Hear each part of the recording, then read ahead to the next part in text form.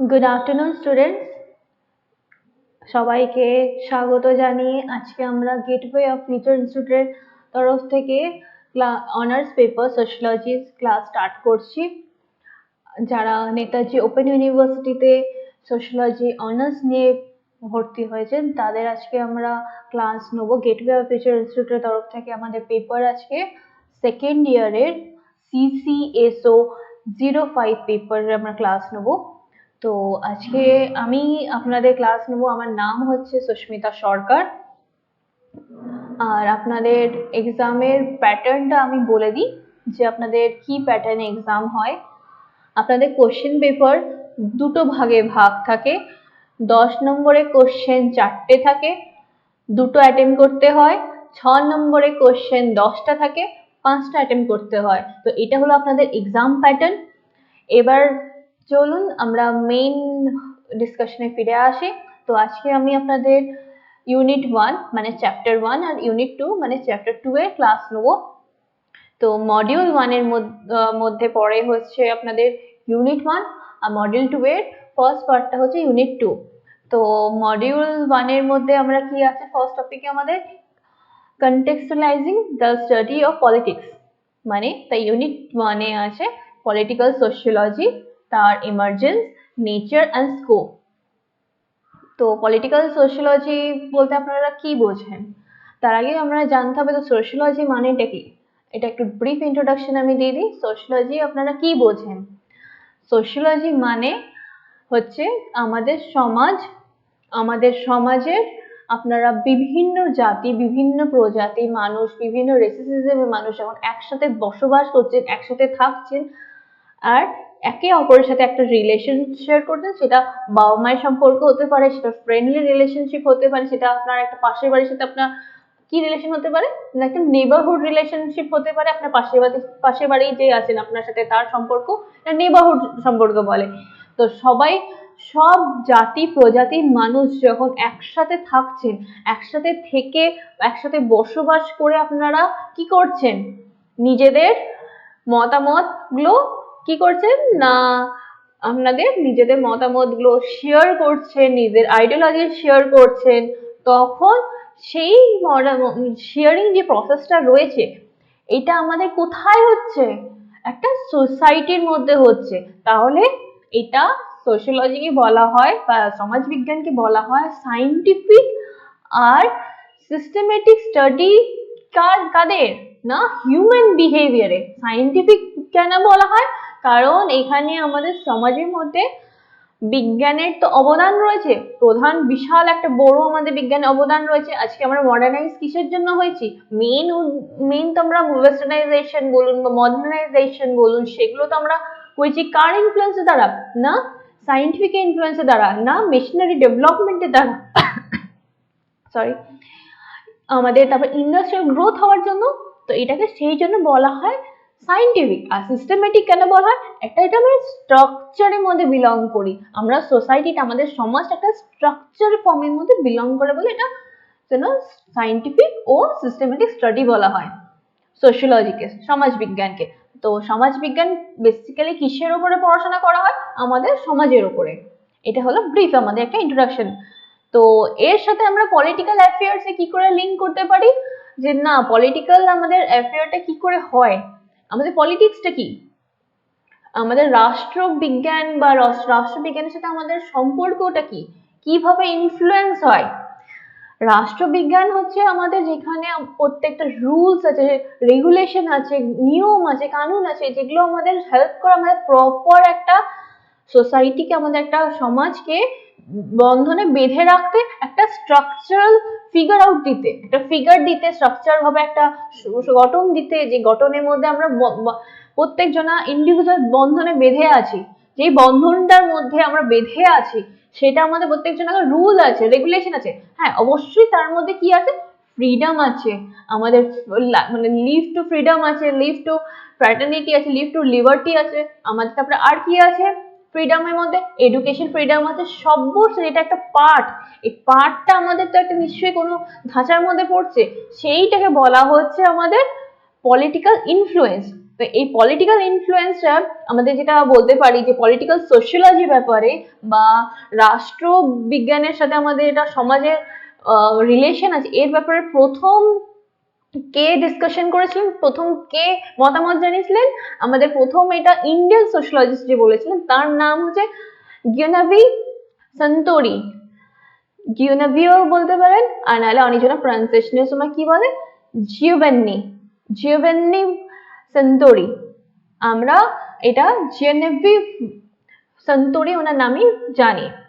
তো Indian sociologist জিওভেন্নি সন্তোরি যিনি আছেন তার এখানে মতামতে সে কি বুঝিয়েছেন যে পলিটিক্যাল সোশিয়োলজি এটা হচ্ছে আমাদের একটা পড়াশোনা কিসের উপর না পাওয়ার কি করে অর্জন করছি, সোসাইটির সাথে আমাদের সমাজের সাথে একে অপরের কি করে রিলেশন কি করে বন্ড তৈরি করছি, সেই বন্ডের মধ্যে আমাদের অনেক সময় অনেক কি থাকে কনফ্লিক্ট থাকে। কনফ্লিক্ট মানে দ্বন্দ্ব।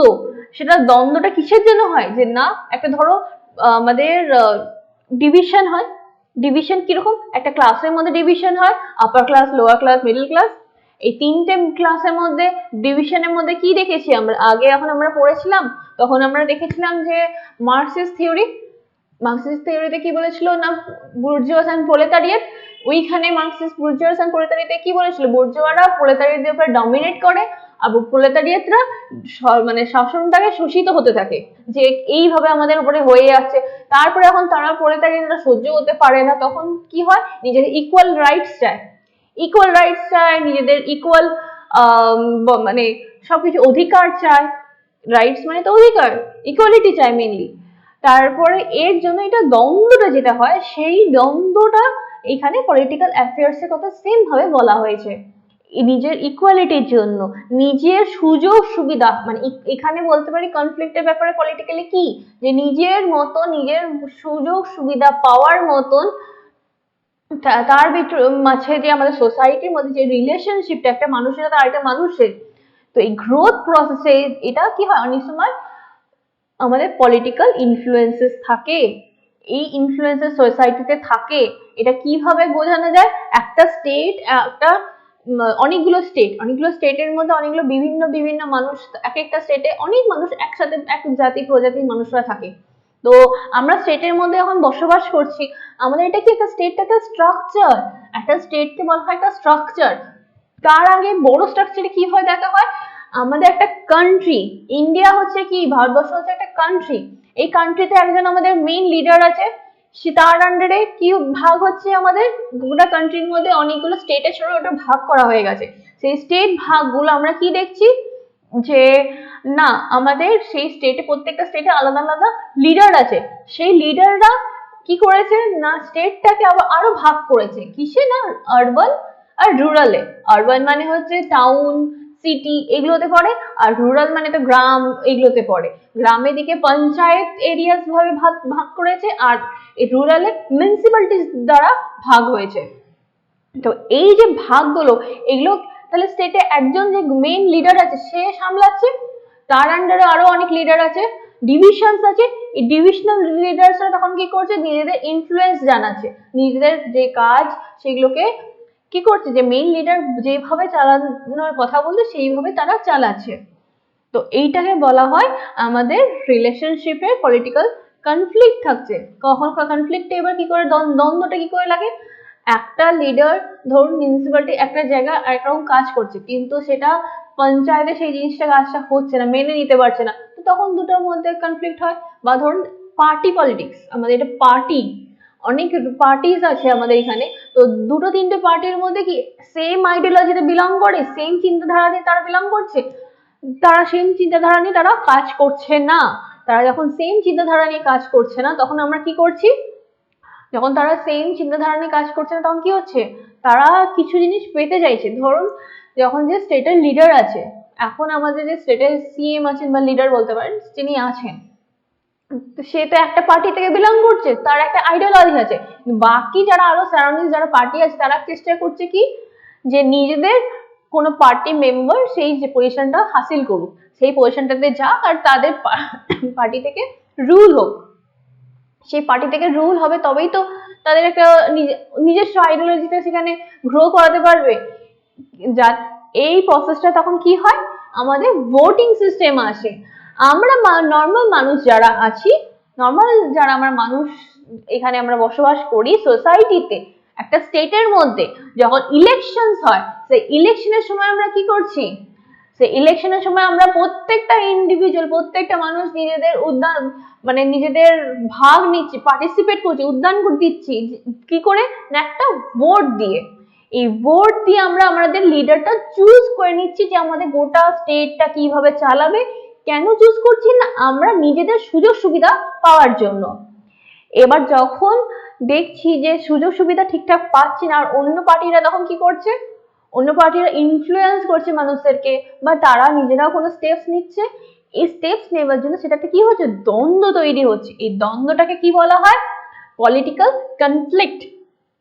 প্রথম আমাদের মানে আমাদের সন্তোরি যিনি সোশ্যালজিস্ট ইন্ডিয়ান আছেন, তো ইন্ডিয়ান সোশ্যালজিস্ট বলার আগে এর ব্যাপারে প্রথম বলেছিলেন হচ্ছে আগস্ট কোথ। এই আগস্ট কোথ সোশ্যালজি যে টার্মটা উনি ডিসকভার করেছিলেন 1839-এ এখন উনি বলেন সোশ্যালজির ব্যাপারে।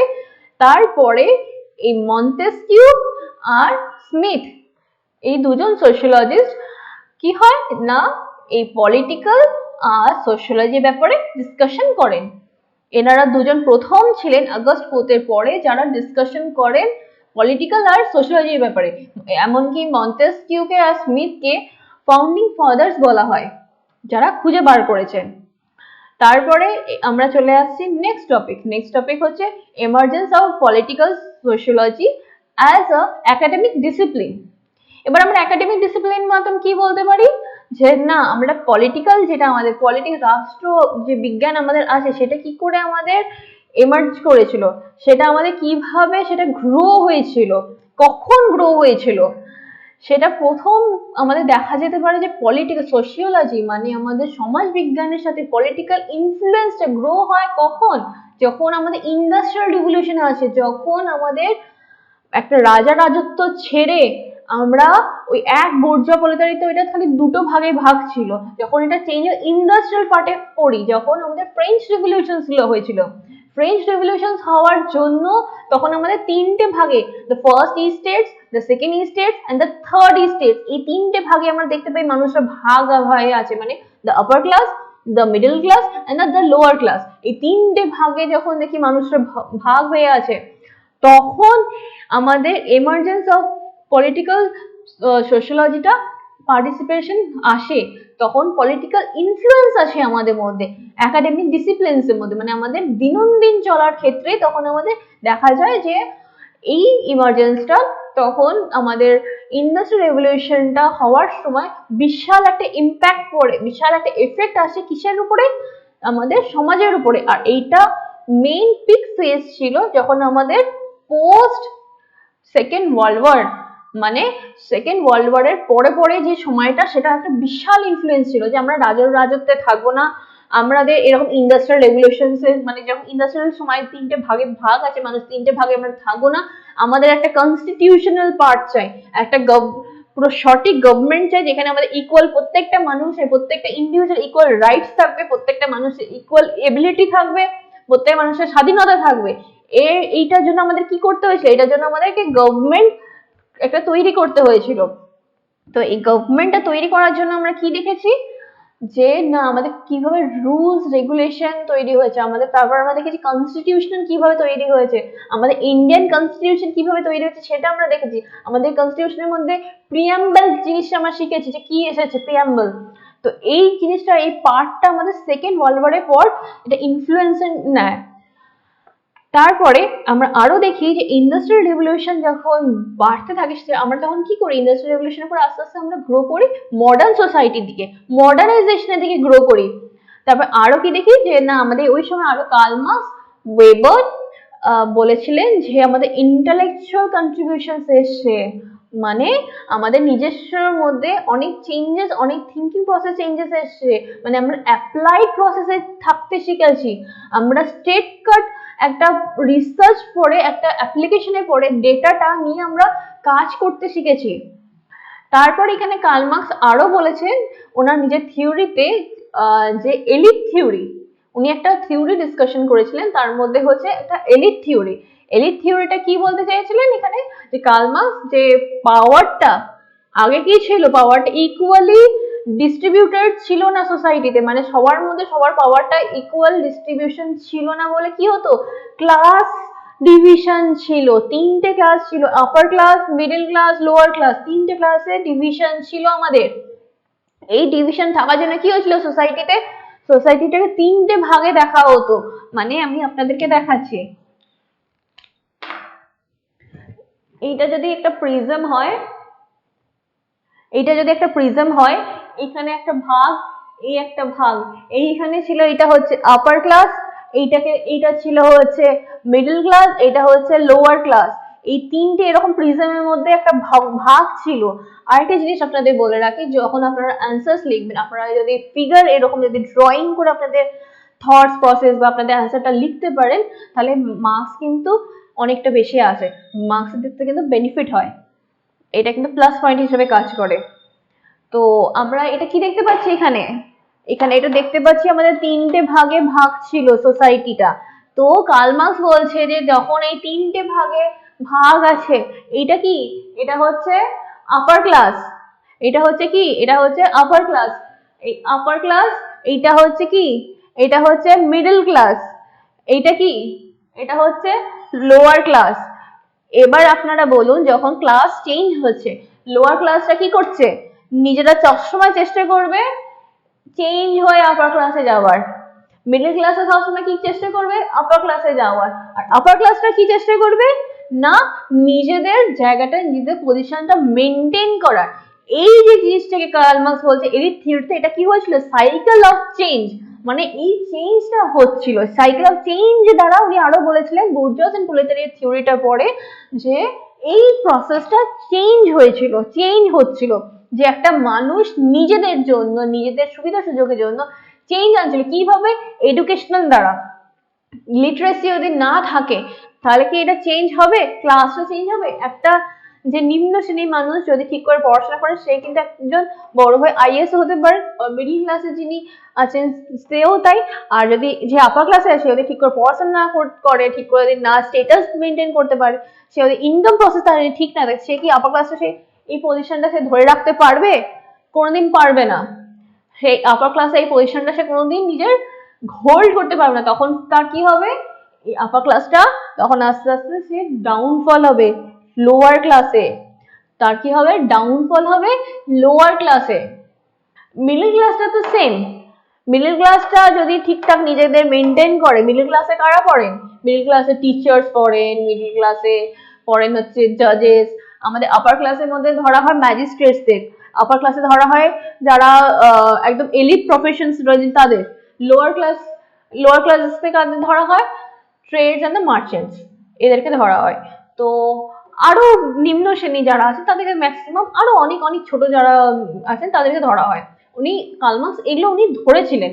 তো এই প্রসেসে যারা ধরুন মিডল ক্লাসে রয়েছেন, তারা যদি চেষ্টা করে, তারা কি চাইলে আপার ক্লাসে উঠতে পারবে না, পারবে, কিন্তু যারা যদি না চেষ্টা করেন, তারা কিন্তু নিজেদের মিডল ক্লাস পজিশনটাও হোল্ড করে থাকতে পারবে না, তখন কি হবে, স্ট্রেট ডাউনফল হবে। এই যে সাইকেলটা, এই সাইকেলটাকে কার্ল মার্কস চেঞ্জ বলেছিল, কিসের না, সাইকেল অফ চেঞ্জ। এই সাইকেল অফ চেঞ্জটা আরেকটা নাম আছে, প্রত্যেকটা মানুষ ওপরে ওঠার চেষ্টা করে, কেউ কখনো নামার চেষ্টা করে না, কিন্তু হ্যাঁ যারা ওপর শ্রেণীর মানুষ থাকে অলরেডি, আপার ক্লাস থাকে অলরেডি, তারা কি করে, আপার ক্লাস মানুষরা অনেক সময় নিজেদের জায়গাটা ভাবে, ও আমাদের তো এখন আপার ক্লাসেই আছি, তাহলে আমাদের কিছু এখন প্রবলেম হবে না, তো আপার ক্লাসটাকে ধরে রাখার জন্য তারা কিন্তু বেশি চেষ্টা করে না, তখন তারা লুজ দেয়, নিজেদের ওয়ার্কিং প্রসেসে লুজ দেওয়ার জন্য, তখন কি হয়, তাদের ডাউনফল হয়, তাদের তখন ডাউনফল হয়। এই ডাউনফলটা হওয়ার জন্য কি হয়, তারা নিজেদের পজিশনটাকে হারিয়ে ফেলে, হোল্ড করতে পারে না, আর তখন কি হয়, এই লোয়ার ক্লাসে যারা আছে তারা তখন আপার ক্লাসে পৌঁছে যায়, এই সাইকেলটাকে বলা হয় ক্লাস স্ট্রাগল। এলিট থিওরি যেটা আছে কার্ল মার্কসের, সেখানে যেটা সাইকেল অফ চেঞ্জ আছে, তার নামটাকেও কিন্তু বলা হয় ক্লাস স্ট্রাগল। তো এরপরে আমরা আরো কি বলতে পারি, যে আরো অনেক সোশিয়োলজিস্ট ছিলেন, তার মধ্যে হচ্ছে চার্লস মেরিয়াম, হ্যান্স গ্রেট, তারপরে আর্থুর বেন্টলে, এনারা কি বলেছিলেন নিজেদের, এনারা হচ্ছেন আমেরিকান সোশিওলজিস্ট আর পলিটিক্যাল থিঙ্কার্স। এনারা নিজেদের মানে আইডিয়াটা শেয়ার করেছিলেন, আইডিয়াটাতে বলেছিলেন যে পলিটিক্যাল বিহেভিয়ার চেঞ্জ, আমাদের যেটা পলিটিক্যাল বিহেভিয়ার আছে দিনদিন যেটা আমাদের আপগ্রেডেশন হচ্ছে, পলিটিক্সের মধ্যে আপগ্রেডেশন হচ্ছে, অনেক লজ চেঞ্জ হচ্ছে। আগে আমাদের ল যেরকম নতুন আর্টিকেল ছিল, অনেকগুলো আর্টিকেল ছিল না, এখন যেগুলো ইনক্লুড হয়েছে আর্টিকেল 370, আর্টিকেল অনেক অনেক রকমের আর্টিকেলস আমাদের এগুলো ইনক্লুড হয়েছে, সেই আর্টিকেলগুলো তো আগে ছিল না। এই নতুন নতুন যে আর্টিকেলস হচ্ছে বা আমাদের আর্টিকেলস যেগুলো চেঞ্জেস হচ্ছে, তা সেই আর্টিকেল গুলো চেঞ্জেস কিসের জন্য হচ্ছে, আমাদের বেটারমেন্টের জন্য হচ্ছে, আমাদের ফেসিলিটির জন্য হচ্ছে। তো একটা মানুষ ফেসিলিটেড না হলে, একটা ফেসিলিটি মানুষ না পেলে সেটা কখনো চেঞ্জ হবে? কোনোদিন একটা আর্টিকেল চেঞ্জ হতে পারে না, তাই তো? সেই আর্টিকেলটা চেঞ্জেস আনার জন্য, সেই আর্টিকেলটাতে নতুন ভাবে জিনিসপত্র ইনক্লুড করার জন্য তখন ওরা এই আইডিওলজিগুলো বলেছিলেন যে পলিটিক্যাল মেজারমেন্টস চেঞ্জ হয় একটা প্রসেসের মধ্যে, একটা প্রসেসের মধ্যে নতুন ইনক্লুড হয় যে না আমার এবার পলিটিক্যাল আমি নিজের কন্ট্রিবিউশন দেবো। কি একটা সাধারণ মানুষ নিজের কন্ট্রিবিউশন অনেক দেয়, অনেক, সেটা ডিরেক্ট হতে পারে, ইনডিরেক্ট হতে পারে। আজকে যদি আমাদের পলিটিক্যাল স্ট্রাকচার না ঠিক থাকে, একটা সোসাইটি স্ট্রাকচার কি ঠিক থাকবে? কখনো নয়। একটা গভর্নমেন্টে, আমি দেখাচ্ছি আপনাদেরকে, একটা গভর্নমেন্টে যখন একটা আমাদের স্ট্রাকচার আছে, আমাদের গভর্নমেন্টে কি বোঝানো যায় যে এখানে আমাদের প্রথম হচ্ছে আমাদের হেড, একটা পুরো ইন্ডিয়ার আমাদের যে কনস্টিটিউশনের হেড, সে লিড করে কোথায়? স্টেট, অনেকগুলো স্টেট, এইখানে অনেকগুলো স্টেট আছে, এই অনেকগুলো স্টেটের মধ্যে এখানে কি হয়, পাওয়ারটা ডিভিশন হয়। একজন পুরোপুরি পাওয়ার ধরে রাখতে পারে না। আমরা এখানে কি বলতে পারি যে পলিটিক্যাল পাওয়ার যেটা, সেটা সবসময় ডিভিশন হয় by law, by rules, by regulations, এইগুলোর দ্বারা সবসময় পাওয়ারটা ডিভাইড হয়। কখনো একটা পাওয়ার এক জায়গায় সীমিত থাকে না, যে একজন, হ্যাঁ মেইন একজন হেড থাকে, মেইন একজন হেড থাকে যে পুরো পাওয়ারটাকে কন্ট্রোল করতে পারে, কিন্তু সে সবটাই পুরো নিজের মতো ধরে রাখতে পারে না, সে পুরো সবটাই কিন্তু নিজের মতন ধরে রাখতে পারে না। এখানে তখন স্টেটস গুলো কি হয়, ডিভাইড হয়। এখানে তখন স্টেটস গুলো কি হয়, ডিভাইড হয়। স্টেটস এর মধ্যে এখানে যারা লিডার আছে তাদের এখানে পাওয়ারটা ডিভাইড হচ্ছে। এবার স্টেট, একটা স্টেট আমি ধরে নিলাম, এই একটা স্টেট, এই স্টেটটাকে আমি ধরে নিলাম, এই স্টেটের পাওয়ারটা কিভাবে ডিভিশন হচ্ছে, একটা স্টেটের পাওয়ার তখন মিউনিসিপ্যালিটি আর একটা কিসের হচ্ছে, পঞ্চায়েত এরিয়াতে হচ্ছে। তো এইখানে স্টেটের পাওয়ারটা কি হলো, একটা মিউনিসিপ্যালিটিতে হলো, একটা পঞ্চায়েত হলো। এবার আমরা জানি যে মিউনিসিপ্যালিটি যে পাওয়ারটা প্রত্যেকটা সোসাইটি, মিউনিসিপ্যালিটিতে গোটাটাকে একবারে একটা টাউনকে বা একটা গোটাটা সিটিকে একাই সামলাতে পারে না, তার আন্ডার নিশ্চয় ডিভিশনস আছে, তার আন্ডার নিশ্চয় অফিসার্স আছে। একটা সোসাইটিকে, একটা সমাজকে, একটা টাউনের মধ্যে একটা সমাজকে চালানোর জন্য তারা কিভাবে পাওয়ারটা ডিস্ট্রিবিউশন করে, ছোট ছোট কাজগুলো করার জন্য either officers, either councillors, either officer আর আইদার কাউন্সিলর্স এর দ্বারা তারা পাওয়ারটাকে ডিভিশন করে। একটা এই প্রসেসটা কিভাবে হয়, এটা অথরাইজেশনের দ্বারা হয়। এটা যদি একটা অথরাইজেশন না থাকে, একটা পাওয়ারের মধ্যে যদি অথরাইজেশন না থাকে, তাহলে এটা কখনো কি সম্ভব হবে? হবে না। অথরাইজেশন মানে একটা লিগাল প্রসেস থাকে, একটা লিগাল মানে লেজিটিমেটি থাকে, মানে লিগাল রিটেন থাকে যে হ্যাঁ এর হাতে এই পাওয়ার আছে। সবার মধ্যে পাওয়ার ডিভিশন আছে, সে সেইটুকু পাওয়ারের মধ্যেই কাজ করবে, তার বাইরে গিয়ে সে কখনো কাজ করতে পারে না। তো এই American sociologist and political science যারা নিয়ে ডিসকাশন করে, পলিটিক্যাল থিঙ্কার যারা আছে ডিসকাশন করেছেন, তাদের বলেছিলেন যে এই পলিটিক্যাল বিহেভিয়ারাল চেঞ্জ যারা, এবার অনেকজন হয় কি নিজেরা ভাবে যে সব পাওয়ারটা নিজেদের হাতে ধরে রাখবো, অন্য পাওয়ারটাও নেওয়ার চেষ্টা করবো, নিজেটা তো নিজে কন্ট্রোল করবো, এইটার জন্য কনফ্লিক্টটা হয়। নিজেদের একই ধরুন একটা আবার গ্রুপের মধ্যে দু রকম তিন রকম মানুষ আছে, তাদের বিভিন্ন দু রকম তিন রকম মানুষের বিভিন্ন আইডিওলজিস আছে। একটা কাজ করতে হবে, একটা প্রজেক্টের মধ্যে দু তিনটে অফিসার্স আছে, দু তিনটে অফিসারে কি সেম আইডিওলজি কাজ করবে সবসময়? নয়। তারা সবসময় কি করবে, তাদের বিভিন্ন ডিফারেন্ট কি হবে, ডিফারেন্ট আইডিওলজিস হবে। ডিফারেন্ট ডিফারেন্ট কি হবে, আইডিওলজিক্যাল থট প্রসেস থাকবে। তার জন্য সবাই সবারটা মেনে নিতে চাইবে না। এই একটা অফিসার এ যদি বলে অফিসার বি কে যে আমি এই প্রসেসে কাজ করতে চাইছি, অফিসার বি যদি মতামত না থাকে তাহলে তাহলে এ আর বি এর মধ্যে কি হবে, কনফ্লিক্ট হবে। তার মাঝে অফিসার সি যদি বলে যে না আমি অফিসার এ কে সাপোর্ট করছি এই থট প্রসেসে, তাহলে তখন কি হবে, এ একটা সাপোর্ট সিস্টেম হবে, তখন সেটা কাজটা এর আইডিওলজি দ্বারা এগিয়ে যাবে। তখন বি এর যে আইডিওলজিটা তখন সেটা অ্যাবসেন্স হয়ে যায়, মানে সাইলেন্স হয়ে যায়। কিন্তু সেটা পুরোপুরি কি থাকে, কখনো কখনো সেটা কনফ্লিক্টে আস্তে আস্তে আস্তে আস্তে চেঞ্জ হয়।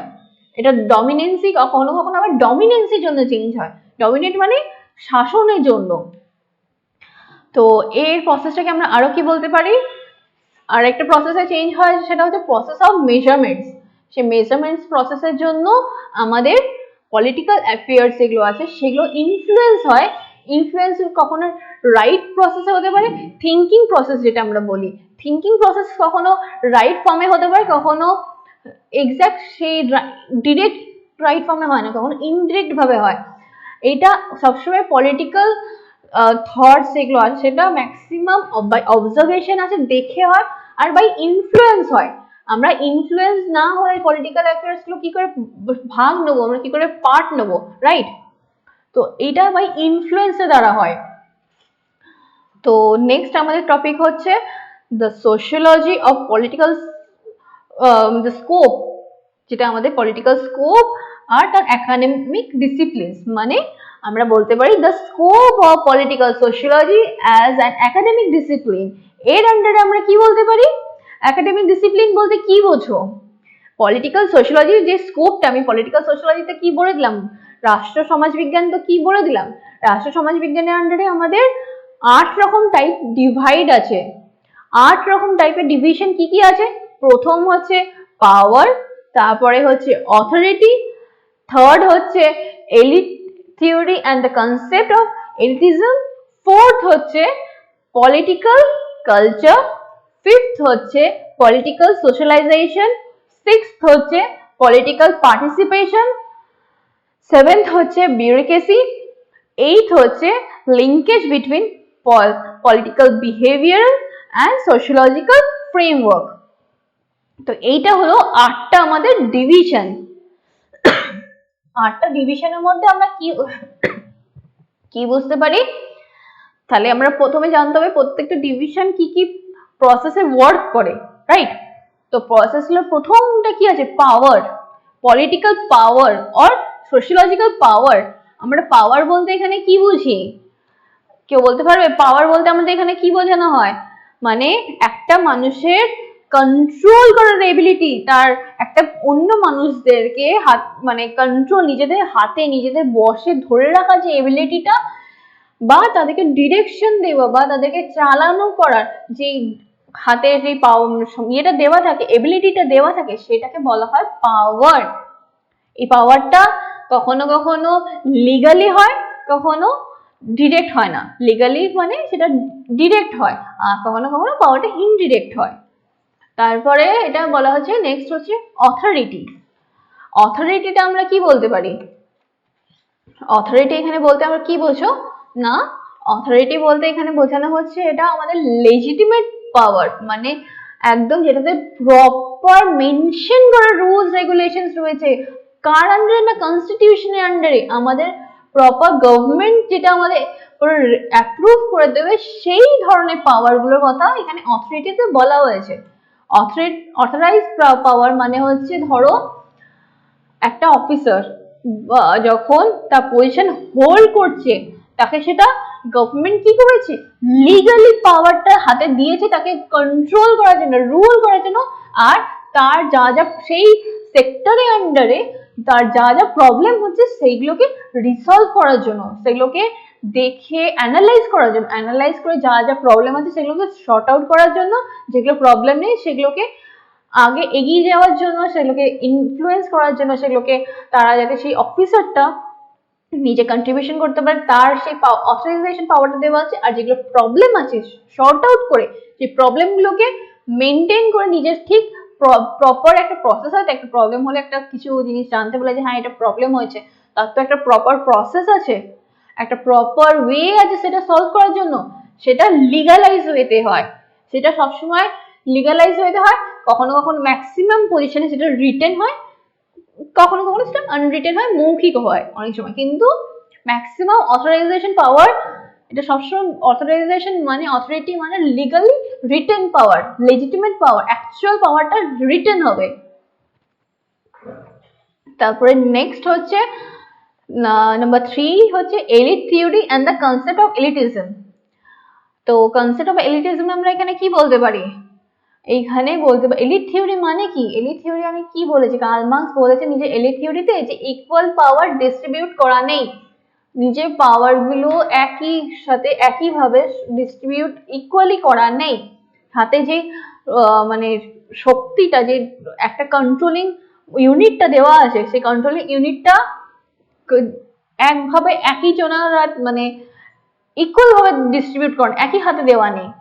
এখানে উনি সেটা কথা বলেছেন, তার মানে উনি upper class, middle class, lower ক্লাসের কথা বলেছেন। উনি upper class, middle class, lower class এখানে তিনটের কথা বলেছেন। কি হয় যে তিনটে ইউনিটের পাওয়ার সেম ভাবে ডিভিশন করা নেই। আপার ক্লাসের কাছে সব থেকে সুপ্রিম পাওয়ার থাকে, তারপর মিডল যারা রয়েছে তাদের কাছে মিনিমাইজ পাওয়ার থাকে, আর লোয়াররা সবসময় কি হয়, শাসিত হয়, মানে শোষণ হয়। আপার ক্লাসে সবসময় ডমিনেট করে, উনি এইটার কথা বলেছেন। সেম ভাবে আমাদের পলিটিক্যাল সোশিয়োলজিতে বা আমাদের রাষ্ট্র সমাজ বিজ্ঞানের এখানে পলিটিক্যাল অ্যাফেয়ার্স বা ইনফ্লুয়েন্স অফ মানে এলিট থিওরি, সোশিয়োলজিক্যাল এলিট থিওরিতে এখানে কি বলতে পারি, কার্ল মার্কস এখানে বলতে চেয়েছেন নিজে এলিট থিওরিতে যে ডিস্ট্রিবিউশন অফ পাওয়ারটা যখন সমান হয় না, তখন আমাদের কি হয়, কনফ্লিক্ট হয়, আমাদের দ্বন্দ্ব হয়। কনসেপ্ট অফ এলিটিজম আমরা কি বলতে পারি, এলিটিজম মানে যারা একদম টপ মোস্ট মেম্বার, যারা একদম টপ মোস্ট মানে একদম ওয়েল এডুকেটেড বা ওয়েল অথরাইজ পাওয়ার যাদের হাতে আছে, সেই আপার ক্লাসদের হাতে যে পাওয়ারটা আছে, সেই আপার ক্লাস হাতে যে পাওয়ারটা থাকার জন্য তারা যেই প্রসেসটাতে নিজেদেরকে মেনটেন করছেন, সেই এলিটিজম, তাদেরকে এলিট বলা হয়। মানে আপার ক্লাসকে সবসময় এলিট ক্লাস বলা হয়। তারা এই সব থেকে সুপ্রিম পাওয়ারটা নিজেদের মধ্যে হোল্ড করে। এটা একটা পার্ট, মানে আমাদের পার্টি পলিটিক্স এর দিক থেকেও হয়, পলিটিক্যাল মানে যেখানে ইনফ্লুয়েন্স থাকে সেখানে হয়, আমাদের গভর্নমেন্টেরও তাই। আমাদের গভর্নমেন্ট আমি কি বোঝালাম, আমাদের গভর্নমেন্টে এইটা হচ্ছে আমাদের সুপ্রিম পাওয়ার। এখানে গভর্নমেন্টটা ধরো, এটা হচ্ছে গভর্নমেন্ট, এটা আমাদের এখানে এনার হাতে একজন সুপ্রিম পাওয়ার, সব থেকে হেড, আমাদের কান্ট্রির যে সব থেকে হেড তার হাতে এখানে সব থেকে বেশি পাওয়ার আছে। তো এবার ইনি কি করছেন না, ইনি এখান থেকে ডিস্ট্রিবিউশন করছেন পাওয়ারটাকে। মেইন পাওয়ারটা তো এনার হাতে, এখানে উনি ডিভাইড করছেন। গভর্নমেন্ট এখানে কি করছে, ডিভাইড করছে। ডিভাইড হয়ে কি হচ্ছে, তারপরে এটা হচ্ছে আপার ধরতে পারি, এটা আপার বা elite class, upper or elite ক্লাসে বলতে পারি। আর এটাকে আমরা কি বলতে পারি, এটাকে মিডল বলতে পারি।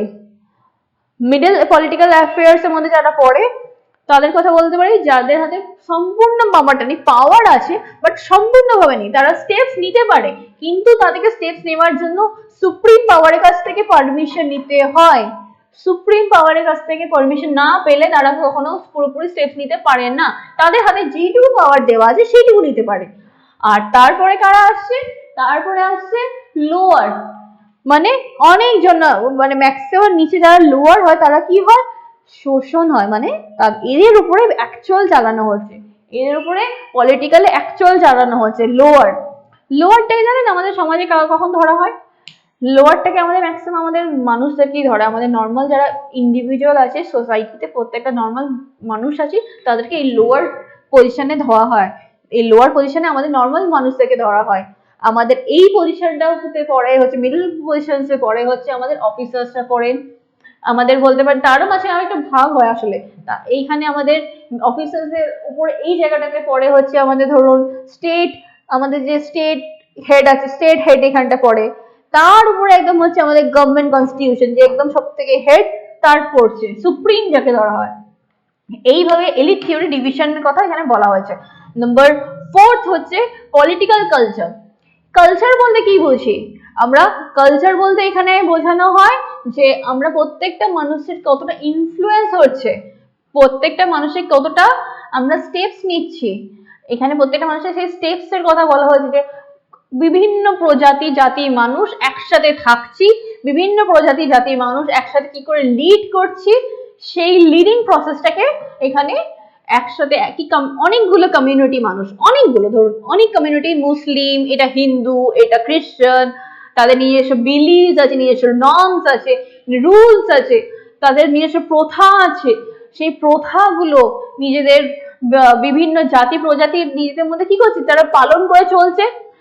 এই পালন করে চলার সত্ত্বেও কি হচ্ছে না একটা সোসাইটির মধ্যে সবাই একসাথে থাকছে, একটা সোসাইটির মধ্যে তারা সবসাথে একসাথে বসবাস করছে, নিজেদের আইডিওলজি শেয়ার করছে, নিজেদের থট প্রসেস শেয়ার করছে, আর কি শেয়ার করছে নিজেদের কালচার, নিজেদের ধর্মটাকে শেয়ার করছে, কিভাবে তারা বসবাস করছে, মানে অন্য ধর্মের মানুষ এসে কি করছে নিজেরা পার্টিসিপেট করছে। যখন আমাদের দুর্গাপুজো হয় তখন অন্য জাতি মানুষরা কি করে এসে আমাদের সাথে পার্টিসিপেট করে, আমাদের সাথে ঘোরে, ঠাকুর দেখে, সবকিছু হয়, আমরা পার্টিসিপেশন আছে। আমাদের যখন ক্রিসমাস হয় বা ঈদ হয় আমরা কি করি অন্য জাতির মানুষরা সেখানে গিয়ে এনজয় করি, ফেস্টিভ্যাল পালন করি, সব ফেস্টিভ্যাল আমরা কি করছি পালন করছি। কিন্তু বিভিন্ন প্রজাতি আর জাতির মানুষ অনেকগুলো অনেকগুলো থাকার সত্ত্বেও একটা স্টেটে কি করছে আমাদের আমাদের গভর্নমেন্টের রুলস রেগুলেশনস যেগুলো আছে সেগুলো পালন করছে, একসাথে রয়েছে। বিভিন্ন জাতি প্রজাতি মানুষের বিভিন্ন রুলস রেগুলেশন নিজেদের মধ্যে রয়েছে, সেই রুলস রেগুলেশন থাকা সত্ত্বেও তারা সবাই একসাথে রয়েছে। একসাথে থাকার পরেও কি হচ্ছে আমাদের উপরে যে গভর্নমেন্ট আছে, আমাদের গভর্নমেন্টের নিজস্ব তো কিছু দেশটা চালানোর জন্য রুল আছে, রেগুলেশন আছে, সেই রুল রেগুলেশন গুলো ফলো করছে, তারা ফলো করতে বাধ্য।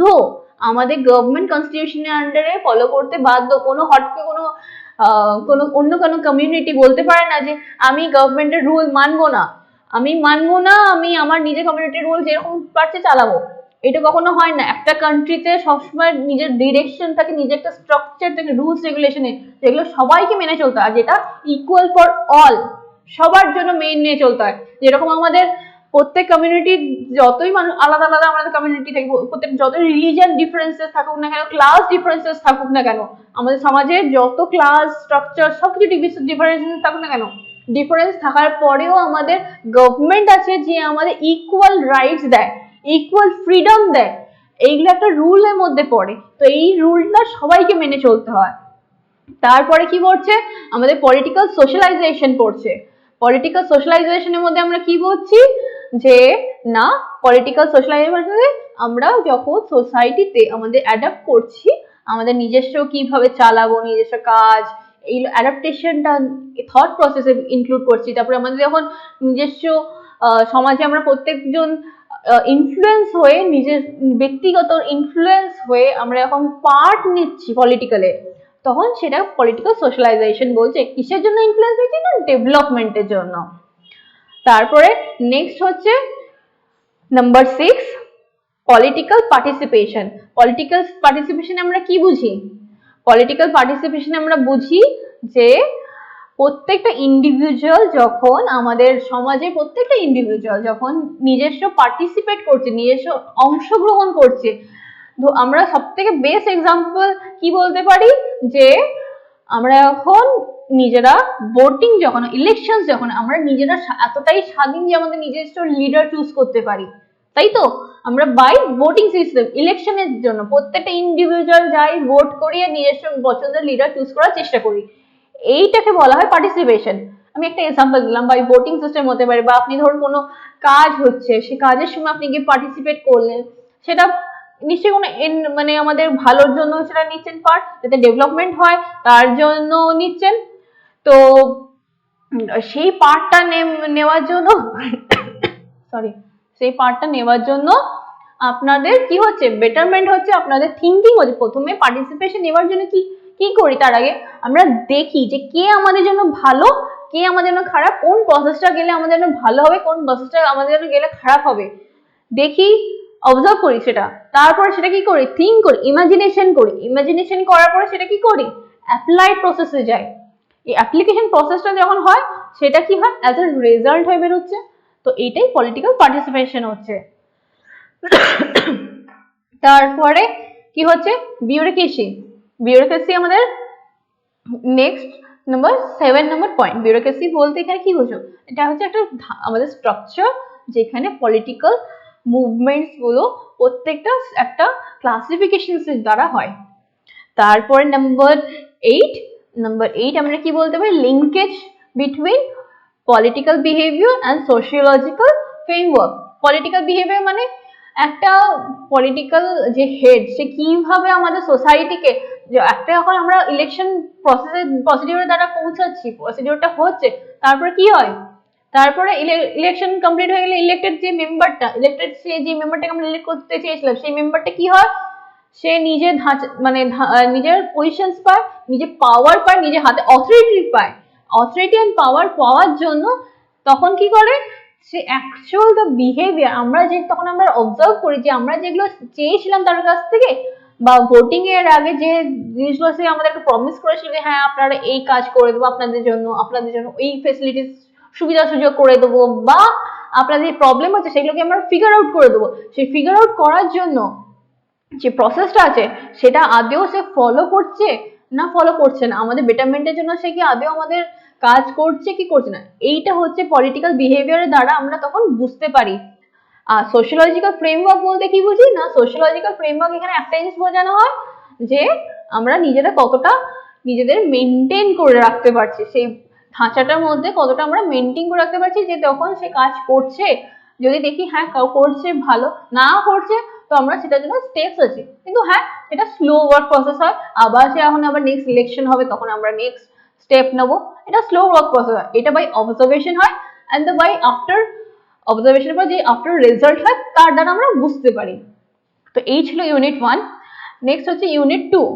ইউনিট 2 এর হচ্ছে মডিউল 2 এর আন্ডারে ইউনিট 2, মডিউল 2 কি হচ্ছে বেসিক কনসেপ্টস।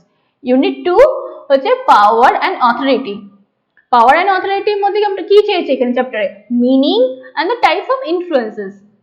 তো এখানে আমরা পাওয়ার অ্যান্ড অথরিটি বলতে কি বুঝি, পাওয়ার অ্যান্ড অথরিটি বলতে এখানে বুঝতে পারি আমরা যে রিলেশনশিপ, একটা রিলেশনশিপ কিসের, আমাদের পলিটিক্স আর সোসাইটি, আমাদের সমাজ আর পলিটিক্স এর মধ্যে যেটা রিলেশনশিপ, তার আমাদের স্টেট আর সোসাইটি, আমাদের সমাজের সাথে স্টেটের কি রিলেশন হতে পারে, আর এটা হচ্ছে পলিটিক্স অ্যান্ড পাওয়ার, পলিটিক্স এর সাথে পাওয়ারে কি রিলেশন আছে সেটা বুঝতে পারি, আর একটা বুঝতে পারি হচ্ছে politics and behaviour of the authority, অথরিটির সাথে আমাদের পাওয়ার যেটা, সেটা আমরা এখানে ডিফারেন্সটা বুঝতে পারি।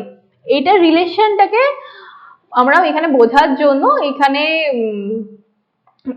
এখানে ডিভিশনস গুলো রিলেশনস বোঝানো হয়েছে। সো আমরা নেক্সট দেখবো যে কি এখানে বলা হয়েছে, রিলেশনস এর ডিফারেন্স গুলো তো বুঝতে পারলাম যে হ্যাঁ এরকম রিলেশন গুলো বোঝা যায়, এই রিলেশনের মধ্যে কি আছে, পলিটিক্স আর সোসাইটির মধ্যে কি আছে রিলেশন। তো রিলেশন পলিটিক্স আর সোসাইটির মধ্যে আমরা একটা জিনিসই বলতে পারি যে দেখো সোসাইটির মধ্যে কিভাবে ইনফ্লুয়েন্স হচ্ছে পলিটিক্স, কিভাবে আমরা দিন পলিটিক্স এর মধ্যে ইনক্লুড হচ্ছি, কিসের জন্য না আমাদের সোসাইটিটাকে বেটারমেন্টের জন্য। স্টেট আর সোসাইটি মানে কি, স্টেট হচ্ছে একটা পুরো আমাদের রাজ্য, এই রাজ্যটার মধ্যে আমাদের কিভাবে, স্টেট আর সোসাইটি মানে এই প্রত্যেকটা রাজ্যের মধ্যে এক একটা সোসাইটিতে কিভাবে কি প্রবলেম আছে না আছে সেগুলো ফিগার আউট করে সলভ করছে কিনা আমাদের যে স্টেটের হেড লিডার, বা সে আমাদের অ্যাকচুয়াল প্রবলেম আমরা যখন তাকে বাই ইলেকশন সিলেক্ট করেছি, আমরা সেটা নর্মাল ইন্ডিভিজুয়ালরা কি দেখছি যে আমাদের সে প্রবলেম সলভ করছে কিনা, প্রবলেম সর্ট আউট হচ্ছে কিনা। তো প্রবলেম সর্ট আউট হচ্ছে কিনা এটা আমরা দেখতে পাচ্ছি। তারপরে দেখছি কি না politics and power, politics and পাওয়ারের মধ্যে আমরা কি দেখতে পাচ্ছি যে পলিটিক্যাল লিডার, যে পলিটিক্যাল পার্টিটা উইন হয়েছে আমাদের বাই ভোটিং সিস্টেম, ডিরেক্টলি বা ইনডিরেক্টলি, সেটা যখন পাওয়ারটা তার হাতে পেয়েছে তখন সে অ্যাকচুয়াল কাজ করছে কি করছে না, আমরা এটুকু দেখছি যে অ্যাকচুয়াল সে কাজ আমরা যেইভাবে চেয়েছিলাম সে কাজ করছে, হাতে অ্যাকচুয়াল পাওয়ারটা আসার পরে কাজ হয়েছে কি হয়নি। আর এই আরেকটা জিনিস বলে দিই, নেক্সট হচ্ছে আমাদের power and authority. Power and authority এই জিনিসটা বলতে চাইছিলাম যে এর ব্যাপার প্রথম ডিসকাশন করেছে max weber. Max weber power and অথরিটির মধ্যে ডিসকাশন করেছেন। এই পাওয়ার অ্যান্ড অথরিটির ডিফারেন্স, পাওয়ার অ্যান্ড অথরিটির রিলেশনশিপ, এগুলো খুব আছে, খুব ইম্পর্টেন্ট এটা। তো পাওয়ার অ্যান্ড অথরিটি আমরা কি বলতে, পাওয়ার মানে কি, যে একটা মানুষের হাতে এবিলিটি তুলে দেওয়া কন্ট্রোল করার জন্য অন্যদেরকে, ডিরেক্ট অর ইনডিরেক্টলি একটা এন্টিটি বলা হয়, যে হাতের মধ্যে একটা মানে তুলে দিচ্ছে, যে একটা ইন্ডিভিজুয়ালস, মানে প্রত্যেকটা মানুষের মানুষত্ব কিভাবে চালাবে না চালাবে তার হাতে গঠনটাকে তুলে দেওয়া। কিন্তু এটা হয় ডিরেক্টলি বা ইনডিরেক্টলি হয়, এটা কোনো অনেক সময় রিটার্ন থাকে না। কিন্তু অথরিটিটা হচ্ছে রিটার্ন থাকে, পাওয়ার যেটা লেজিটিমেট পাওয়ার, অ্যাকচুয়াল পাওয়ার সেটা বাই গভর্নমেন্ট পাওয়া যায়, আর সেটা রিটার্ন হয়। তো আমাদের নেক্সট টপিক হচ্ছে পাওয়ার কাকে বলে। সরি, পাওয়ার বলতে কি বোঝো? পাওয়ার বলতে এখানে বোঝানো হচ্ছে যে আমাদের একটা অ্যান এন্টিটি, ইন্ডিভিজুয়ালিটির যে কন্ট্রোল ডিরেকশন প্রসেসটা সেটা অন্যর হাতে থাকে। আর কি থাকে, আর কি বলতে পারি, পাওয়ারটা কোথা থেকে আসে না, আমাদের এটা ডিফাইন করা যেতে পারে যে একটা মানুষের ক্যাপাসিটিটাকে, একটা মানুষের বিহেভিয়ার কিভাবে বিহেভ করছে, কিভাবে সোসাইটির সাথে আচরণ করছে, তার একটা ইন্টারেস্ট থাকে। জীবনে তো সবার কিছু না কিছু সোসাইটির মধ্যে ইন্টারেস্ট আছে, যে হ্যাঁ এইভাবে চালাবো, এইভাবে আমার জীবন চলবে, এইভাবে আমার সুযোগ সুবিধা চাই। সুযোগ সুবিধাগুলো এমনি এমনি কোথা থেকে পাবো? আমাদের যদি কোথাও একটা স্ট্রাকচারাল ওয়েতে মেনশন না করা থাকে যে আমি এই ফ্রিডমটা পাবো, এইটা পাবো, এটা কোথা থেকে আমাদের মেনশন করা থাকে? এটা আমাদের পুরোপুরি একটা অথরাইজেশন থাকে, আমাদের একটা পুরো ল এর মধ্যে পুরো মেনশন করা আছে, আমাদের কনস্টিটিউশনের মধ্যে মেনশন করা আছে, এইভাবে আমাদের গোটা দেশ চলবে। এই গোটা দেশ চালানোর জন্য আমাদের এটা মেনশন করা আছে। সেই মেনশনটুকু আমরা কি বলতে পারি, যে একটা ইন্টারেস্ট, মানুষের বিহেভিয়ারাল ইন্টারেস্টটাকে বলা হয়। মানুষের যখন বিহেভিয়ারাল ইন্টারেস্টটাকে এখানে আমরা বলি, তো সেই ইন্টারেস্টটাকে নিজস্ব আমরা বোঝাতে চেষ্টা করি, যে একটা মানুষের হাতে এখন আমাদের একটা সোসাইটিতে কি করি না, একটা সোসাইটির মধ্যে পুরো একটা সোসাইটির মধ্যে এই যে পুরো সোসাইটিটা ধরুন, এর মধ্যে একজন উপরে হেড থাকে, এই হেডটা আমাদের যেভাবে চালায়, এই হেডটার কথা মেনে আমরা সবাই চলি।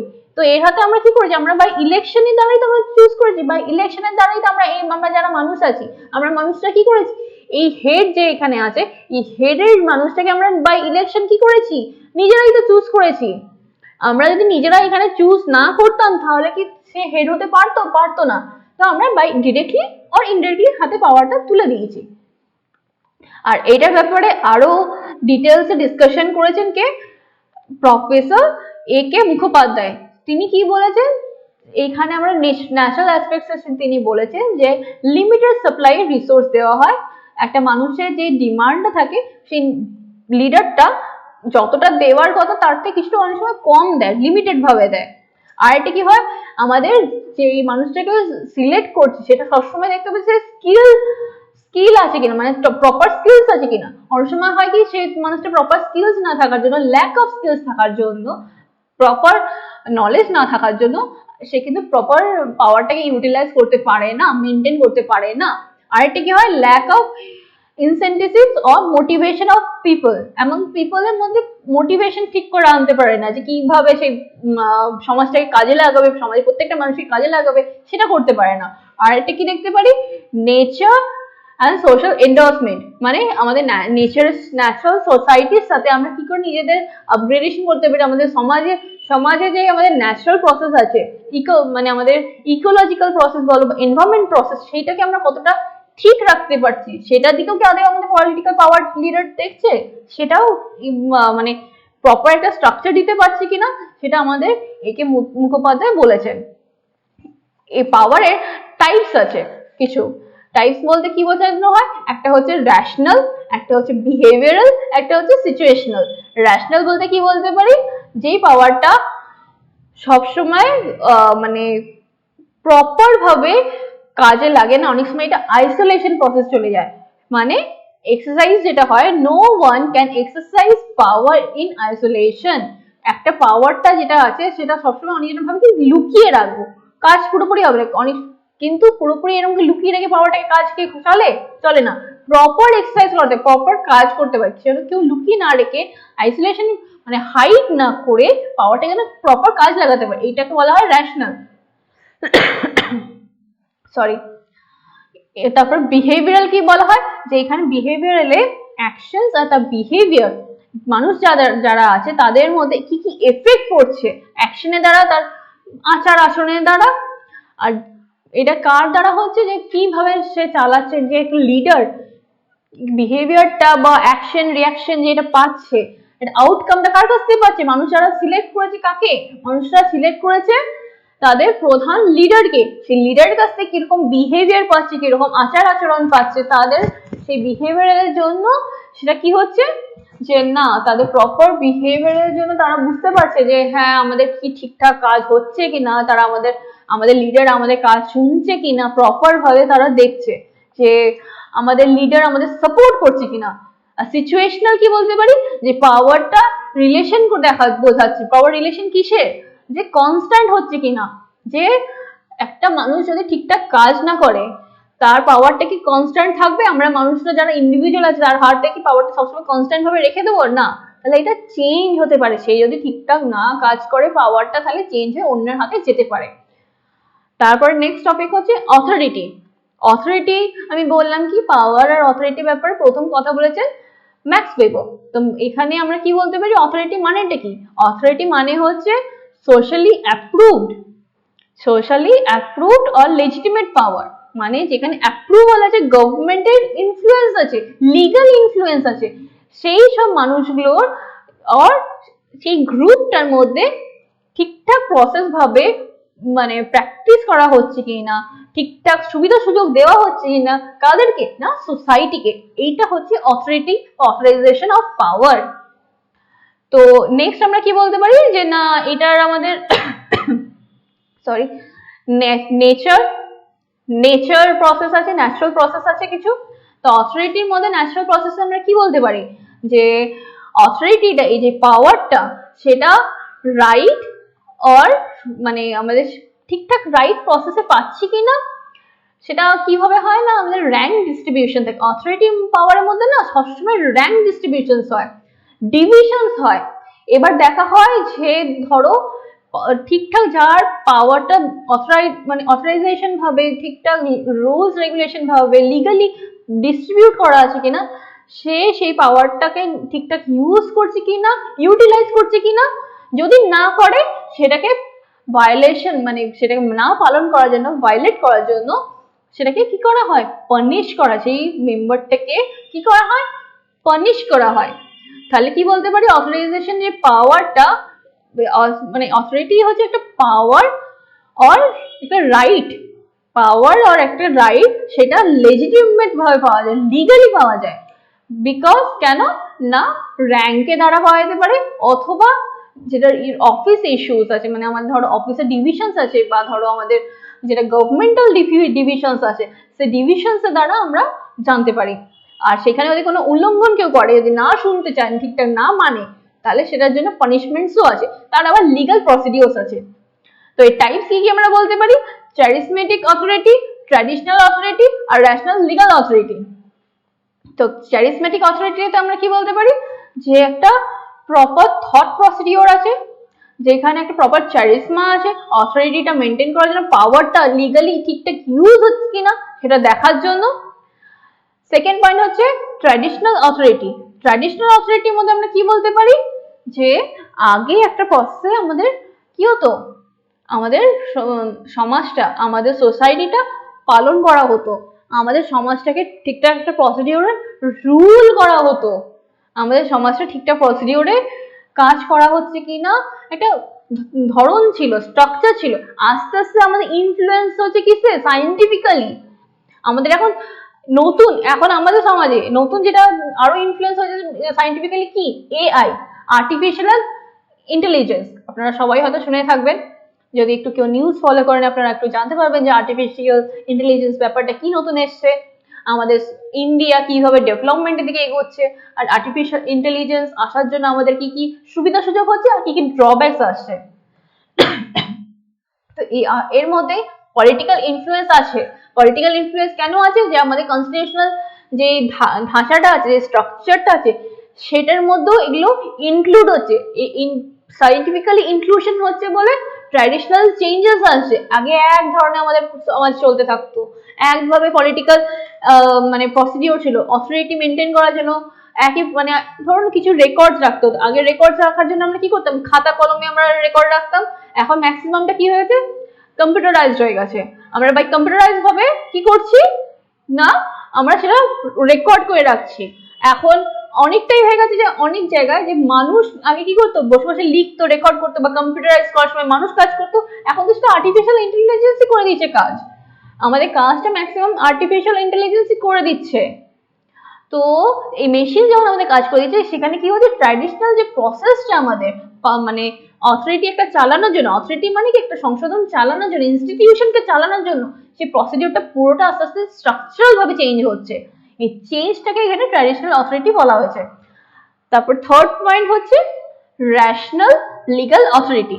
রেশনাল লিগ্যাল অথরিটি বলতে কি বোঝানো যায়, যে রেশনাল লিগ্যাল অথরিটি মানে একটা প্রপার রুল মেনটেন করে, যেখানে লিগ্যাল ইনফ্লুয়েন্স থাকবে, লিগ্যাল প্রসিডিওর থাকবে, সেটা মেনটেন করে যখন হাতে অথরিটিটা আছে, যে পাওয়ারটা আছে, সেটা মেনটেন হচ্ছে কিনা যখন দেখছে, সেটা সব মানুষের রেশনাল মানে কি সব মানুষের সুযোগ সুবিধা, সব মানুষের ইনফ্লুয়েন্স থাকছে, তারপরে যে লাস্ট রেজাল্টটা আসছে, সেই রেজাল্টটাকে বলা হচ্ছে লিগ্যাল অথরিটি। সেই লিগ্যাল অথরিটিটা থেকে সুযোগ সুবিধা ঠিকঠাক আসছে কিনা, মানুষ ঠিকঠাক বসবাস করছে কিনা, তার ফেসিলিটিস ইনভলভমেন্ট হচ্ছে কিনা, বা একটা মানুষের কতটা ইনভলভমেন্ট হচ্ছে পার্টি পলিটিক্সে, সেইটা বোঝানো হচ্ছে ন্যাশনাল লিগ্যাল অথরিটিতে। নেক্সট টপিক হচ্ছে ইনফ্লুয়েন্স। তো আমরা ইনফ্লুয়েন্স কি বলতে পারি, যে এই যে দেখছি আমরা যে পাওয়ার, এই যে পাওয়ারটা, এদিকে আমরা এদিকে অথরিটি, এদিকে পাওয়ার, দুটো কিন্তু ইন্টারলিঙ্ক, দুটো কিন্তু খুব আলাদা নয়, কিন্তু মাইনিউট ভাবে ডিফারেন্স করা আছে। আমি একটা জিনিস সবসময় বলি যে আমাদের সোশিওলজি, আমাদের সমাজ বিজ্ঞান খুব প্রত্যেকটা টপিকের সাথে মাইনিউট ভাবে ইন্টারলিঙ্ক করে, মানে প্রত্যেকটা টপিকের সাথে মাইনিউট ভাবে ইন্টারলিঙ্ক করে, কিন্তু আবার মাইনিউট ভাবে ডিফারেন্স করে। দুটো কিন্তু টপিক যদি থাকে আলাদা, দুটো থেকে কিন্তু আলাদা, কিন্তু আবার মাইনিউট লিঙ্কেজ ভাবে একে অপরের সাথে লিঙ্ক আছে, আবার কিন্তু ডিফারেন্সও আছে। দেখে শুনতে মনে হবে দুটো কিন্তু একই, কিন্তু দুটো আসলে কিন্তু এক নয়, দুটো ডিফারেন্স আছে। দুটো ডিফারেন্স যদি দেখি, তাহলে তখন আবার হিউজ থট প্রসেসের ডিফারেন্স আছে। তো এই ডিফারেন্সটা আমরা মেনটেন করতে গেলে তখন কি করতে, আমাদের স্টাডি করতে হয় প্রপার ডেফিনেশনস, যেটা আপনাদেরকে আমি সবসময় সাজেস্ট করবো যে আপনারা পুরো একদম যা ডেফিনেশন আছে সেগুলো ভালো করে পড়বেন।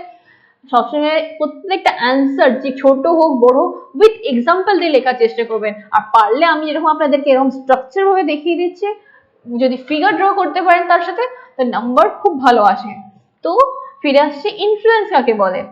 ইনফ্লুয়েন্স মানে কি, একটা মানুষের বিহেভিয়ার, একটা ইন্ডিভিজুয়াল, একটা মানুষ যখন আছেন, তার বিহেভিয়ারটা কিসের দ্বারা চেঞ্জ হচ্ছে, অন্য ওপিনিয়ন, অন্য মানুষের চিন্তাধারার দ্বারা যখন চেঞ্জ হচ্ছে, আর সেটা থেকে যখন সে বিশ্বাস, একটা মানুষ নিজের বিশ্বাস, নিজের সব স্ট্রাকচার ধরে রেখেছে, বিশ্বাস বিলিভ যখন তার নিজের মধ্যে ধরে রেখেছে, রেজাল্ট যখন তার মধ্যে ধরে রেখেছে, তখন কি হচ্ছে, তার একটা অ্যাটিটিউড থাকছে, তার একটা বিশ্বাস বিলিভ থাকছে, তো সেই বিলিভ বিহেভিয়ার থাকছে, সেই বিহেভিয়ার বিলিভ এগুলো কি হচ্ছে, অন্য কারোর ইনফ্লুয়েন্সের দ্বারা সেগুলো চেঞ্জ হয়, অন্য কারোর মতামতের দ্বারা সেগুলো চেঞ্জ হতে পারে। এই অথরাইজেশন যেটা বললাম বা পাওয়ার বললাম, সেই পাওয়ারের মধ্যে তো চেঞ্জেস হতে পারে, আমাদের সেই পাওয়ারের মধ্যে তো চেঞ্জেস আসছে, সেটা আমাদের সাইন্টিফিক্যালি হোক, সোশ্যালি হোক, পলিটিক্যাল অ্যাফেয়ার্স হোক, আমাদের চেঞ্জেস গুলো আছে। আর সেটা কি করছি, আমরা অ্যাডাপ্ট করছি। অ্যাডাপ্টটা কি করে করছি, বাই অবজার্ভ, আমরা দেখছি, প্রথমে বাই অবজার্ভ করছি, তারপর সেটা বুঝছি, ইমাজিনেশন করছি কিসের দ্বারা, কেউ ধরো আমাদেরকে কিছু বোঝাচ্ছে সেটা দ্বারা, বা ইনফ্লুয়েন্স, বাই আরেকটা কি হয়, বাই এক্সপিরিয়েন্স। আমরা কিছু ধরো এক্সপিরিয়েন্স করেছি জিনিস, একটা আমি কোনো ঘটনা হয়েছে, সেই ঘটনা থেকে এক্সপিরিয়েন্স করে তবে গিয়ে আমাদের নিজেদের নেক্সট স্টেপ নিচ্ছি, সেইটাকে মাথায় রেখে রিভাইন্ড করে সেটা আমরা নেক্সট অন্য কোনো কাজের স্টেপ নিচ্ছি। কি করে না, নিজেদের কোনো অ্যাওয়ারনেস রেখে, বাই অ্যাওয়ারনেস নিচ্ছি। আর একটা কি হচ্ছে, বাই ইনফ্লুয়েন্স ধরো কখনো নিজে শুধু দেখলাম, সেটা মনে মনে ইমাজিনেশন করলাম, সেটা ডিরেক্ট অ্যাপ্লিকেশন করলাম। তো ইনফ্লুয়েন্স দুভাবে হয়, সেটাকে আমরা কি বলতে পারি, অ্যাকচুয়াল আর একটা পোটেনশিয়াল। অ্যাকচুয়াল কোনটা, যেটা দেখলাম, যেটা অবজার্ভ করলাম, চিন্তা করলাম, ডিরেক্ট নিজের মনের মধ্যে যেটা হলো, সেটা আমরা ডাইরেক্ট করলাম, কাজটা অ্যাপ্লাই করলাম, অ্যাপ্লিকেশন করলাম, সেটা ডিরেক্ট রেজাল্ট হলো। সেটা ভালো হতে পারে, খারাপও হতে পারে, ডিরেক্টও হতে পারে, সেটা আমরা ইনডিরেক্ট কাজ করতে পারি। পোটেনশিয়ালটা কি হচ্ছে, পোটেনশিয়ালটা অন্য কারোর কাছ থেকে দেখেছি বা অন্য কারোর এক্সপিরিয়েন্স শুনেছি, সেখান থেকে বা নিজের কিছু হয়েছে সেই এক্সপিরিয়েন্সের পরে সেটা যেটা আমরা রেজাল্টটা পেয়েছি সেটা আমাদের মাইন্ডে তো সবসময় থাকছে। এই মাইন্ডে সবসময় থাকার জন্য আমরা কি করছি, সেই কাজটা মনে রাখছি, তারপরে সেই অ্যাওয়ারনেসটা মেনটেন করে বা সেই লার্নিংটা বা সেই টেকনোলজিক্যাল ইনফ্লুয়েন্স মাথায় মনে রেখে তারপরে আমরা আগে এগিয়ে যাচ্ছি। ইনফ্লুয়েন্স মানে হচ্ছে একটা মানুষের চিন্তাধারা, একটা যখন ওপিনিয়ন বা বিশ্বাস, সেটার রেজাল্ট হয় কিসে না চেঞ্জে। এটা নেটওয়ার্কে, সেটা নেটওয়ার্কের দ্বারাও হতে পারে, মানে অন্য কোনো মানুষের দ্বারাও হতে পারে, নিজের বিহেভিয়ারাল কোনো মডিফিকেশন বা নিজের কোনো বিহেভিয়ার বা বিশ্বাস এগুলো চেঞ্জ করার দ্বারাও হতে পারে। সেটা বিহেভিয়ারাল চেঞ্জ ঠিক কখনো কখনো বই পড়েও হতে পারে, বাই টেক্সচুয়াল হতে পারে, বা ধরুন সেটা বাই অবজারভেশন হতে পারে। এটা হচ্ছে তার মানে। আর ন্যাচারাল বা ন্যাচারাল প্রসিডিওর বলতে পারেন আপনারা অ্যাকচুয়াল আর পোটেনশিয়াল, যেটা আমি মেনশন করলাম, যেটা অ্যাকচুয়াল নেচার বলা হয়। তাহলে ইনফ্লুয়েন্সের টাইপস আছে। ইনফ্লুয়েন্সের টাইপস বলতে তিন রকমের মধ্যে হচ্ছে ওয়েট অফ ইনফ্লুয়েন্স, যার আন্ডারে পড়ে হচ্ছে ফোর্স। তারপর সেকেন্ড হচ্ছে স্কোপ অফ ইনফ্লুয়েন্স, যার আন্ডারে পড়ছে হচ্ছে ম্যানিপুলেশন। থার্ড হচ্ছে ডোমেইন অফ ইনফ্লুয়েন্স মানে ডমিনেশন। তো এটা হচ্ছে আমাদের আজকে লাস্ট পার্টে আমরা কি বলতে পারি যে ওয়েট অফ ইনফ্লুয়েন্স কি করে হয়, বাই ফোর্স, অথরিটি বা পাওয়ার যার হাতে আছে, অনেক সময় সেটা মিস ইউজ হয়। অনেক সময় আমরা অনেক কাজ আছে এগুলো করতে চাই না, সেগুলো আমাদেরকে করানো হয় বাই ফোর্স, না করতে চেয়েও সেটা কাজটা করতে হচ্ছে, সেটা বাই ফোর্স হচ্ছে, তখন সেটাকে বলা হয় ওয়েট অফ ইনফ্লুয়েন্স। যে আমাদের মাথার চিন্তাধারা করে দেখছি যে না এটা আমাদের নিজের জন্য ঠিক নয়, এটা আমরা দেখছি আমাদের জন্য ভালো হচ্ছে না, কাজটা ঠিক হচ্ছে না, তারপরেও আমরা এখন সেই স্টেপটা নিচ্ছি, সেইটাকে বলা হচ্ছে অন্য, সেটা কেউ আমাদেরকে আমরা নিজে থেকে করতে চাইছি না, আমরা নিজে থেকে কিন্তু স্টেপটা নিচ্ছি না, আমাদেরকে অন্যের দ্বারা করানো হচ্ছে। সেটা যে করাচ্ছে তার হাতে কিন্তু পাওয়ার আছে। কারোর হাতে যদি পাওয়ার না থাকে আমাদেরকে কি কেউ কাজ করাতে পারবে না। তার হাতে যে কোনো ডিরেক্ট হোক ইনডাইরেক্ট হোক, তার হাতে পাওয়ার আছে বলে, অথরাইজেশন আছে বলে আমাদের সেই ফোর্স করছে সেই কাজটা করতে, আমরা তখন সেই কাজটা করছি, সেটাকে বলা হয় ওয়েট অফ ইনফ্লুয়েন্স। তারপর সেকেন্ড হচ্ছে স্কোপ অফ ইনফ্লুয়েন্স মানে ম্যানিপুলেশন, মানে একটা মানুষকে মোটিভেট করছে, বোঝাচ্ছে, সেটা খারাপ রাস্তা হতে পারে, সেটা ভালোও হতে পারে। ম্যাক্সিমামটা ম্যানিপুলেশনটা কখন হয়, খারাপের দিকে হয়। ধরুন একটা কোনো কাজ আছে, সেটা অনেকগুলো ইন্ডিভিজুয়াল সেটা করতে চাইছে না, কিন্তু যে হেড আছে, যার হাতে অথরিটি আছে, পাওয়ার আছে, সে সেটাকে কি করছে, ম্যানিপুলেট করছে, সেটাকে সে অনেকভাবে অনেক প্রসিডিওর দেখে ধরো যখন আমাদের ভোট আসে, ইলেকশনস আসে, তখন আমাদের যে লিডার্স, অনেক পলিটিক্যাল অ্যাফেয়ার্স আছে, অনেক পলিটিক্যাল লিডার্স আছে, অনেক পার্টিস লিডার্স কি করে, এসে আমাদেরকে ম্যানিপুলেট করার চেষ্টা, বোঝানোর চেষ্টা করে যে হ্যাঁ আপনাদেরকে আমরা এই সুযোগ সুবিধাটা দেবো, এই সুযোগ সুবিধাটা আমরা আপনাদের জন্য অ্যাভেলেবেল করে দেবো। অনেকজন অনেকভাবে মোটিভেট করার চেষ্টা করে, ইনফ্লুয়েন্স করার চেষ্টা করে, বোঝানোর চেষ্টা করে যে হ্যাঁ আপনার জন্য আমরাই পারফেক্ট। তো এটা কি করছে, বোঝানোর চেষ্টাটা ম্যানিপুলেট করছে যে হ্যাঁ আপনারা তাহলে ওরা যদি বোঝাতে পারে তাহলে আমরা সেই লিডার, সেই পলিটিক্যাল পার্টিটাকে আমরা চুজ করবো, সেই লিডারটাকে আমরা চুজ করে আমাদের হেড বানিয়ে দেবো। তো এই প্রসেসটা কি হয়, আমাদের তো তারপর নিজস্ব মতামত থাকে, অনেক সময় নিজস্ব মতামত থেকে অনেক সময় আমরা নিজেরা চুজ করতে পারি না, সেটা বাই ফোর্স হয়। সেই টপিকটা আমি বলে দিলাম, আপনারা জানেন কি করে বাই ফোর্স ভোটিং এর সময় হয়, সেটা আমার বলা দরকার নেই। আর তারপরে বাই ম্যানিপুলেশন হয় কি, যেটা আপনাকে জোর করবে কিন্তু ইনডিরেক্টলি, আপনাকে ফোর্স করতে পারবে না, বুঝিয়ে আপনাদের এগিয়ে যাওয়ার চেষ্টা করবে, মানে এখানে ডিরেক্ট ফোর্স করতে পারবে না। যেটা হচ্ছে স্কোপ অফ ইনফ্লুয়েন্স, মানে আপনাদেরকে স্কোপ পাবে, আপনাদেরকে সুযোগ পাবে আপনাদেরকে ইনফ্লুয়েন্স করার জন্য, আপনারা যদি এবার সেই সুযোগটা দেন ইনফ্লুয়েন্স হওয়ার জন্য, সেটা আপনারা ইনফ্লুয়েন্স হবেন, ম্যানিপুলেশন হবে। যদি আপনারা সেখানে আটকে দেন, সেই পলিটিক্যাল লিডারটা যদি খারাপ আপনারা মনে করেন, পার্টিটা খারাপ, আমরা সাপোর্ট করবো না, তাহলে আপনাদের ম্যানিপুলেশনে আপনারা শিকার হবেন না। এইটা হচ্ছে আমাদের স্কোপ অফ ইনফ্লুয়েন্স, আমি যেগুলো বললাম প্রত্যেকটা এক্সাম্পল।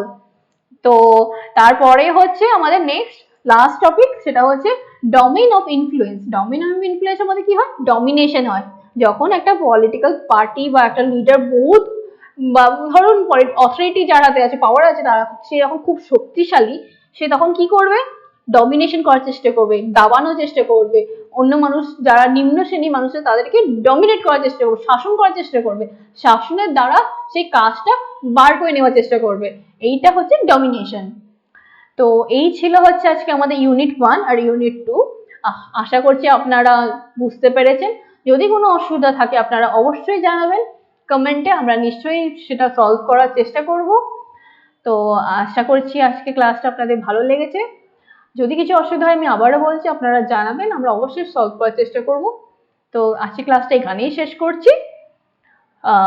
তো সবাই ভালো থাকবেন।